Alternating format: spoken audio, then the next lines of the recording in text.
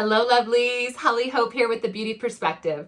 And today we are talking about how do we know when the information we're getting from others is actually true? Deciphering it can be so challenging because number one, we have people giving information who have authority over us or years of talking to spirit and they're well versed at their practice. And then there's little old us who are just opening our gifts, or maybe we're in a really big sticky spot and we just don't know what to do. So we put our trust in others. And then in that trust of others, they give us information and we're not really sure what's true and what's not true. So I wanted to highlight a few of those pieces in this video. So you know when something is true because it resonates with you. And by resonate, I mean the same way sound works. When two tones or notes are harmonious, they amplify and kind of create this woo, woo, woo, woo sensation, meaning that the frequencies are the same, so much so that now it's reverberating into a greater sound. So there's a greaterness that happens when something is spoken that is true. It resonates within your body. It resonates and makes sense with the mind. Now, just because you have a physical response doesn't mean it's necessarily true. It can, but also can mean that you've been influenced by another's projection. So there's people who offer truth and information, and then there's people who receive information, interpret it, and offer their interpretation, which typically is most of us, because we're all influenced a little bit by interpretation to some degree. So that's not necessarily a bad thing. It means that you want to make sure you have somebody who's tuning in, who understands you, who you resonate with, their personality, their vocabulary, because that's going to be an easier read for you. But then you also have the people who project truth into you, and it's their truth being projected. And this can feel a variety of different ways. One of the more common ones is they state something, and after they state it, it doesn't resonate. But if we come from an abusive background like I do, or if we are recovered people pleasers like I also am, or we're perfectionists that don't want to really look at being broken and having all these things wrong, then it's really easy for us just to go with them and nod and smile. And then afterwards we go, what? I don't even know what just happened. There's also the influencers of their own truth and the projection of their own truth that can actually add fear, add pain, and then receive either an ego boost or money to save you from it. So one of the common ways that's really easy to pinpoint is a lot of people who do scams. So I've had my phone ring off the hook in the middle of the night with people who got a message from somebody that said, you're in dire need, somebody is attacking you, there's something dark coming, pay me money and I will clear it. Or I remember there was one time I was standing in line at a grocery store and the guy behind me said something, I have a message from Spirit for you. And you have a loved one that's been trying to get through. And I looked at him and I went, did I ask? No. Do I talk to my own loved ones all the time? Yeah. Did they say anything recently that I wasn't open to? No. Did I give them the chance to? Yeah. So why would they go through a random guy in a checkout line? Right? And in my body, it didn't feel good. It felt ick. And I decided with that information to go to a trusted person I knew that could tune in for me, check in with my guides to see if I was missing something. But somebody that I don't know, that I didn't ask to check in, that I didn't ask for that information, felt like a violation to me. And this is also why I won't tune in for anybody unless they specifically say, Hollie, please tune in for me. Because that character, that boundary, that being able to not have to be right or have to be the person who knows something and allow that ego to be at bay is what makes this gift that we get to offer those of us who are able to tune in and those of us who are learning to tune in worth doing.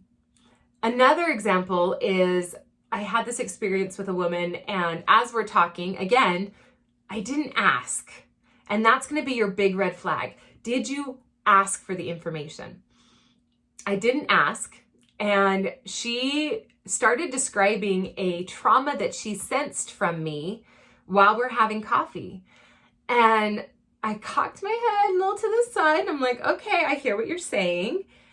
And she's like, does any of this resonate? I'm seeing this and I'm seeing this. And she said, I see you in a past life and you were drumming and there's children at your feet and you're drumming with them. And I'm like, or that could be this life. Like last Tuesday, I was doing it.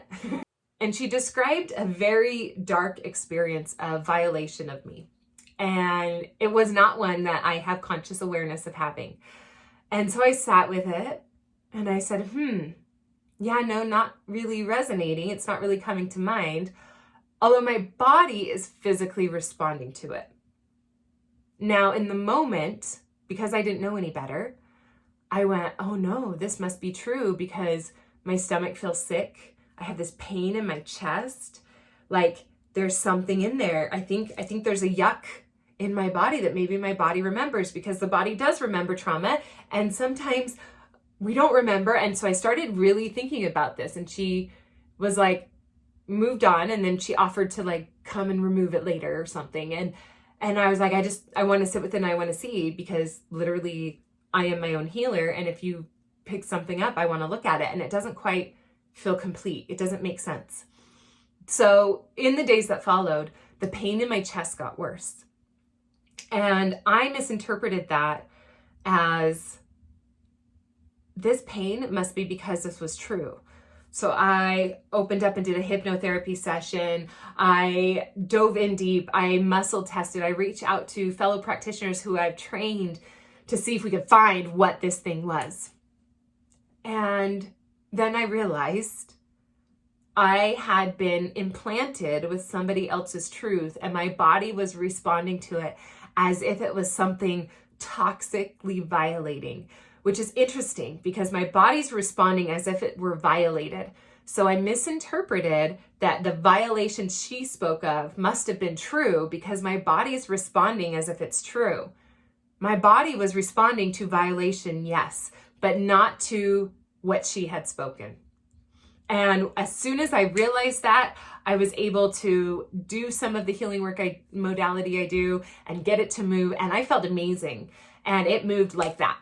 And in the years that have passed since, there hasn't been anything else that came up that's similar to that. So it's very clear to me that this was an implantation of a trauma, which we can actually receive. That's why it's so important that if for any reason we have any hesitation in working with someone because we wonder about their integrity or we wonder about their resonance or if we're even safe, I highly encourage you to ask questions, have a conversation, ask people who have worked with them what their experience was like so that you can get a full picture. But ultimately, trust your gut. That gut feeling knows. And sometimes that gut feeling wants to avoid having to look at the heavy, intense things or shifting and changing from the way we've always been. But there's a difference between, ooh, yes, it's kind of like a hurt so good feeling. It's like, ooh, yes, I want this healing, and it hurts and it resonates in a way that doesn't feel really pleasant in the moment, but it resonates in a way of cleaning something out, of needing something to shift and being open to that shift that's finally going to happen. So there's a huge difference in being nervous about activating or clearing something and something not being in alignment, and you're trying to make it fit so you don't hurt someone's feelings, so that you can be as spiritual as they are. And ultimately, it comes down to your personal truth. If you feel like it doesn't resonate, call it out and say, you know what? Is there a different way you can say that? Is there more information you can give me?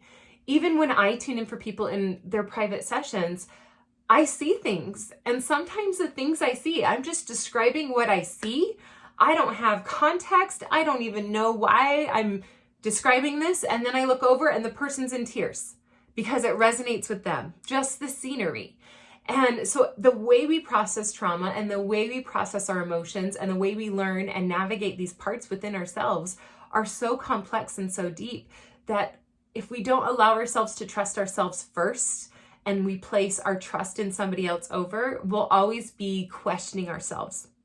We'll always be challenged to find those answers that we haven't been able to find. Another huge piece that I hear all the time is, well, all the answers are within, so I don't need somebody to tell me. Well, that's true, but it's also like if you have BO, the BO is within. You can smell your armpit for a good long time, smell some coffee beans, smell your armpit again, and you will smell that you smell like BO.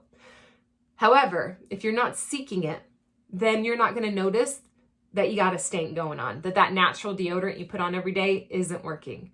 And sometimes it takes the people that you love the most, those that are around you, that support you, that don't care if you stink, but maybe you might want to know that you do. It's those people that can offer that information to you. And then as soon as they say, hey, you kind of got some BO lately. Oh, you know what? I did switch deodorant. It must not be working. That's resonance. I have a reason, I have truth, and it makes sense. It doesn't mean that something's wrong with you if something resonates. It doesn't mean that the world's going to end if you don't pay $1 gajillion to get something cleared. I tell you honestly, there's not a single time where somebody's like, hey, Hollie, do I have this negative thing? I think I have something around this problem. I think I'm stagnant or I'm self-sabotaging here. Can you tell me what it is?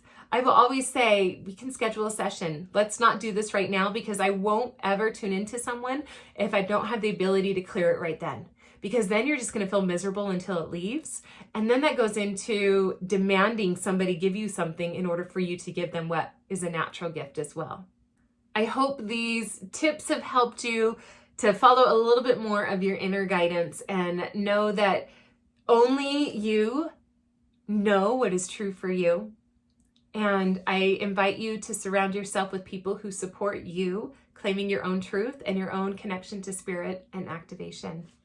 Love you guys.